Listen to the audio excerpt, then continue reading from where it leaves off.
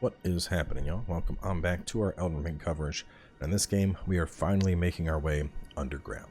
Now, if you're confused what I'm talking about, it's because you don't see it yet, but there is an entire region to Elden Ring, entirely underground, that we're about to access now. So to start, we're going to go over to the eastern tableland. If you don't have that grace, the next closest would be Eastern Liurnia Lakeshore, and then Academy Gate Town. Go ahead and warp on over. And while you're doing that, put a little marker on the map right on this little circular symbol you see.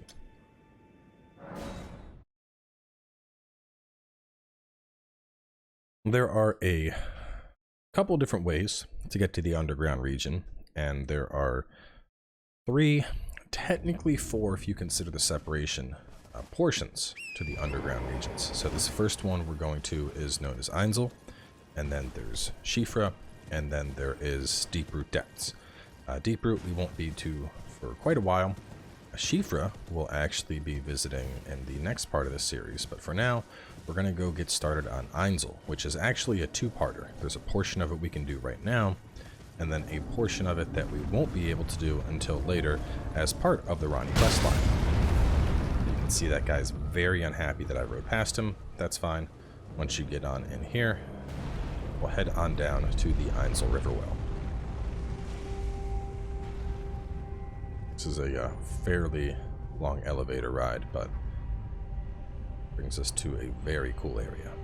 Now, I should have probably prefaced this episode by saying that if you are scared of insects at all, this isn't going to be the place for you. Thankfully, there's no spiders, but we do have a plethora of giant ants we're going to be fighting. And you can see quite a few of them already hanging out on the wall over there. But there's a couple of stray loots over here. This area is fairly condensed, so we're going to be running through and grabbing a lot more items than we typically would. Right over here, you can kind of see the second area, the waterfall of it at least. So we can't actually go that way for now, but there is a whole additional portion to this zone. And I'm going to be pointing out other access points to it a little bit later. But a good way to think of it is almost like this is considered Lower Ainsel, and then later on we're going to have Upper Ainsel. Go ahead, throw out a throwing knife to get all these ants to come on down. And oh no, we're getting grabbed.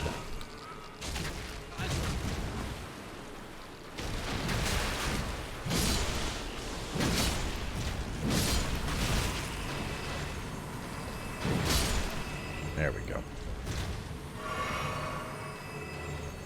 Now, I would highly recommend you use a throwing knife to pull them down, otherwise they come and try to sneak up on you later.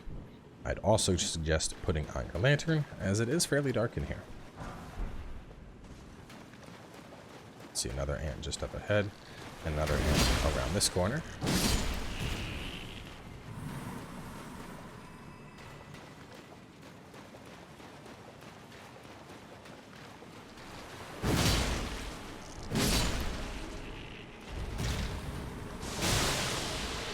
Right there you actually saw probably the deadliest attack they have. It's like an acid spray.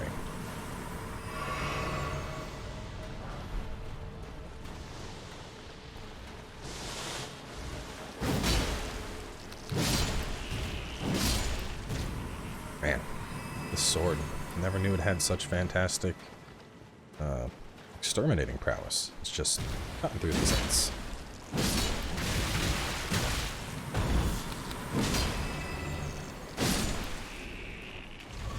You can see there's a lot of them down here, and they're very ambushy in their in their approach, how they try to grab you. You know, you'll fight one and another one will show up, etc., etc. So just keep on swinging them. The good thing is, while there are a lot of ants to fight, none of them are particularly dangerous. I would say the most dangerous part of them is really just their sheer numbers. It is possible for them to just overwhelm you with how many ants you're having to fight, but you know, it's not like they have any super crazy moves or anything that you need to be concerned about. They don't have any special attacks besides the acid spray that's going to take off large chunks of your health. And so far, as you can see, this area is fairly straightforward. You know, we had a couple side paths that ended very quickly, and then we have made our way on over to a large structure, and we have another grace. Now from here, it's going to actually open up a little bit. So we're going to take this elevator on down. Now there's two things you can do. You can either run straight past these enemies and get the map for the zone, or alternatively, you can take a side path, and there's a couple extra loots and a little more exploration. We are going to opt for the side path because we know exactly what we're doing. These enemies are claymen. For the most part, they're similar to the ants in that if enough of them group up on you, they're dangerous, but for the most part, they just kind of slowly roll at you, so, you know, don't worry about them too much. Feel free to avoid them if you want. We're gonna go on over here and just run right along the wall.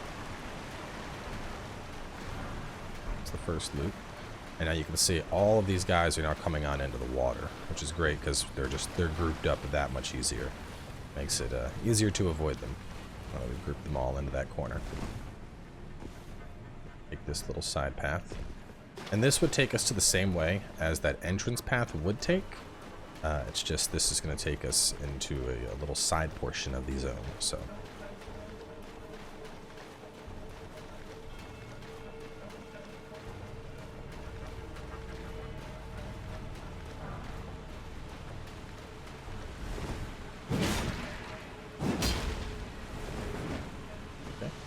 And I want to avoid that enemy. Hop up here. I'm gonna wait a second for it. So it'll summon up rocks and send them flying out. But it does it in patterns, so run for it.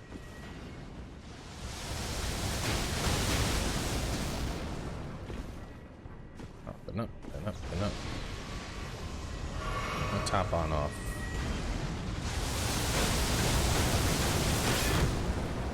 As you can see, you can use a shield to block a lot of this stuff if you want. And up we go. Okay.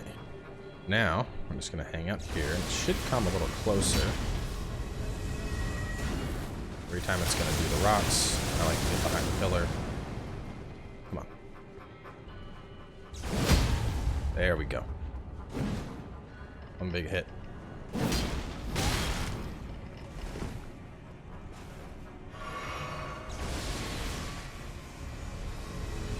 Now you don't have to kill this thing, but to be honest, as you can see, these rocks, they're going to be fairly annoying. And so it's more a case of we might as well just take this thing out now than let it stay up here forever.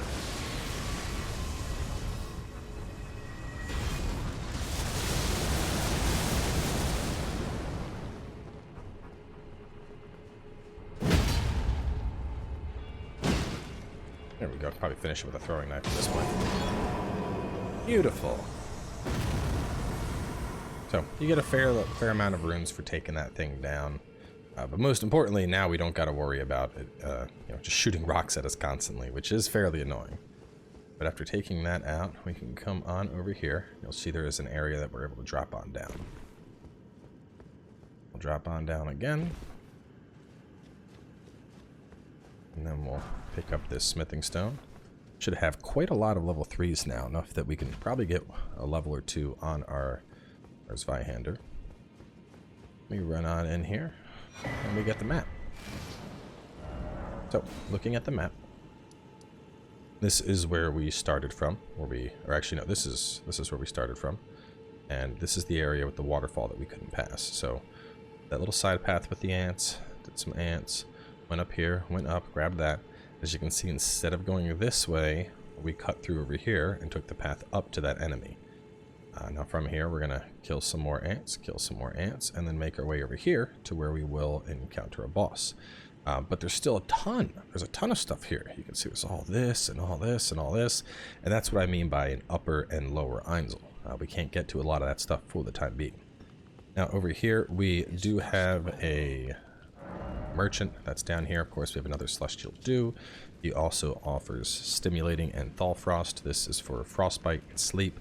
Over here, this is acid spray mist. Now, with these merchants that are kind of buried down in the middle of nowhere, one thing you can do, and I'm not saying you have to do this, but if you decide to kill these merchants, and they will fight back, by the way, They will fight back. They'll try and you know, fight for their lives, obviously. But taking out these merchants, maybe they have something that you might want later. You'll get the Hermit Merchant's Bell Bearing. So these merchants that are more remote and are not easily accessible, some people like to just kill all of them, and then you get the Bell Bearings, and then you can turn those in to the finger readers back at the Round Table Hold to gain access to his shop in the event that you want to buy anything. At the same time, keep in mind you're just going around killing a bunch of dudes that are just chilling by the fire, so that's a decision that you need to make for yourself. Now, as for all of the other items around here in the Clayman, none of this stuff is really considered key loot. There's some other goodies. You can see one over there. There's some stuff right here near the entrance. We're going to go ahead and just grab it all. But none of this stuff is like a necessity or something that you need to have. Almost all of it is going to be a consumable or something. But the big thing we wanted was, of course, the merchant and then the map, which we got. Now we do need to hop up here. Hop up again. And now we can drop down and make our way on over to another grace. Should have enough rooms to level, so we'll go ahead and put a little more juice in the tank, a little more stamina. No, I don't. It's okay, we can fix that.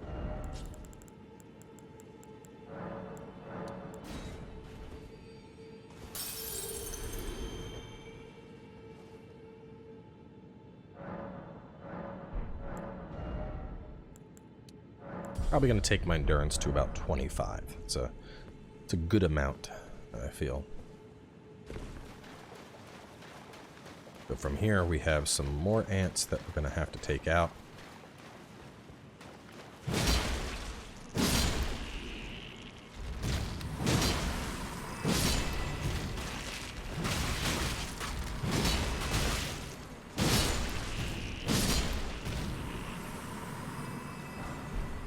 Smithing stones, charm, formic rock, just a dart. And if we go this way, we get to see a preview of the upcoming zone. Watch out for these enemies, the basilisks. They can inflict instant death upon you. That mist that they spew out. So you can see the buildup of death blight there. Be very careful with that. Coming on up here. Get a Somber 3, and you can see the Lake of Rot, which is a zone that we'll come to in a bit. But it is probably worth coming here just for all of the Aeonian butterflies. Just good mats to have a hold of.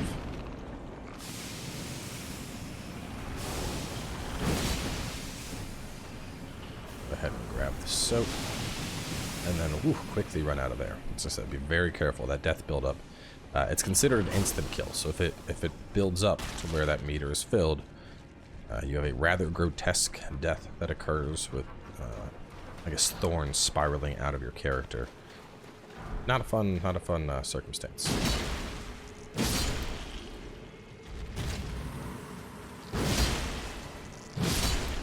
This is why I just can't bring myself away from giant weapons. Why would I use a smaller weapon when big stick works just fine?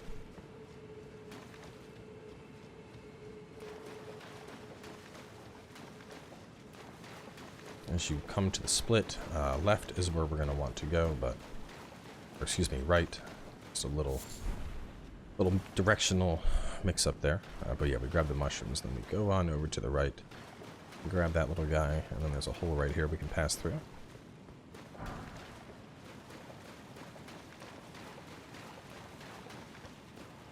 And this will bring us to the end of the lower portion of Ainsel. Now, up ahead is going to be a boss. Unfortunately, it's not the big old dude that you see standing there. It's actually going to drop out of the sky, and it is known as the Dragonkin Soldier of Noxtella. Now, there are a couple Dragonkin soldiers you'll fight in the game.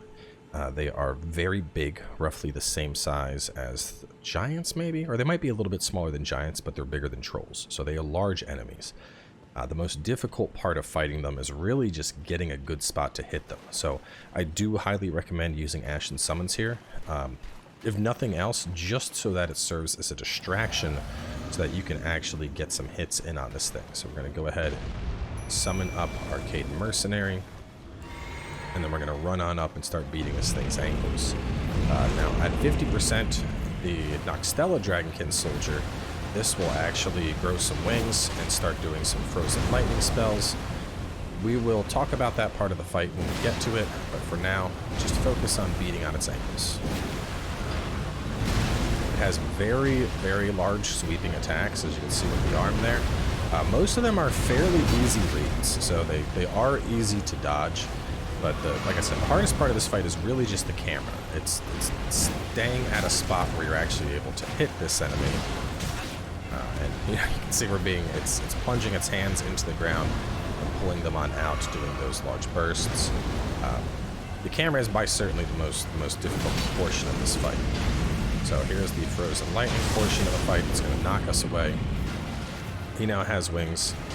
He will slam on the ground, and that'll create arcs of frozen lightning, which will then come out. The best way to avoid this is going to be running or rolling to the side away.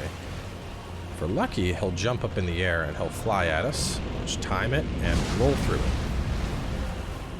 And then we just go back to exactly what we were doing, which is just getting behind him and hitting his ankles.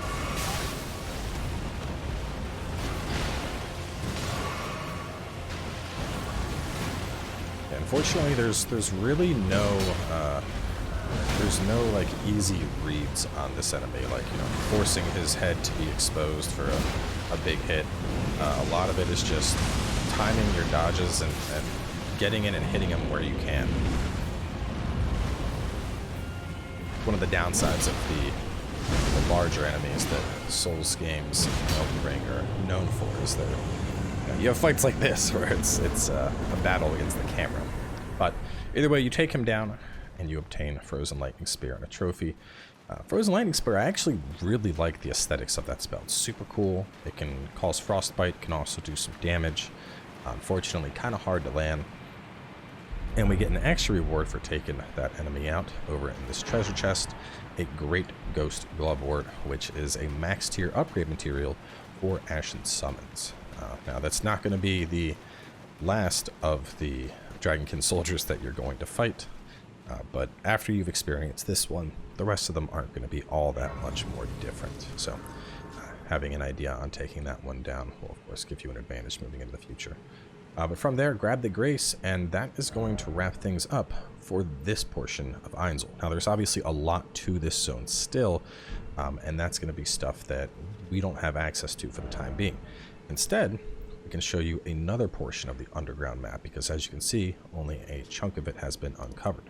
So from here, we're going to go over here, back to Limgrave, and you can see another similar looking symbol. So go ahead, put a mark there.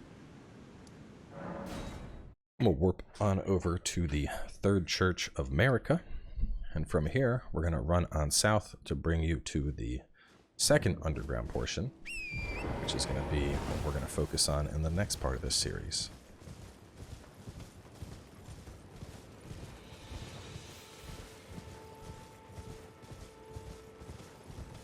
It's a fairly quick run out here. Just, no real enemies you need to worry about. Grab a couple consumables along the way.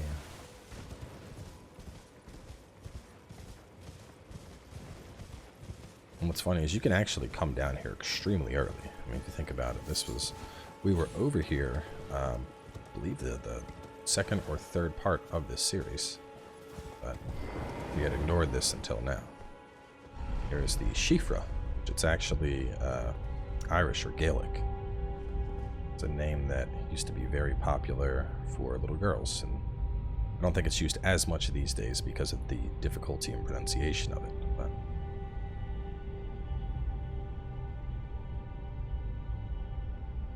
yeah, got my elevators mixed up. This is the long one. The last one was actually relatively short. This one is a little bit of a ride.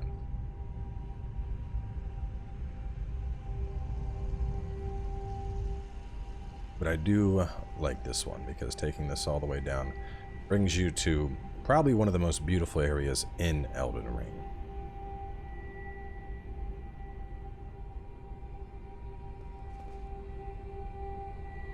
See, it's like a underground bioluminescent sky. Very pretty.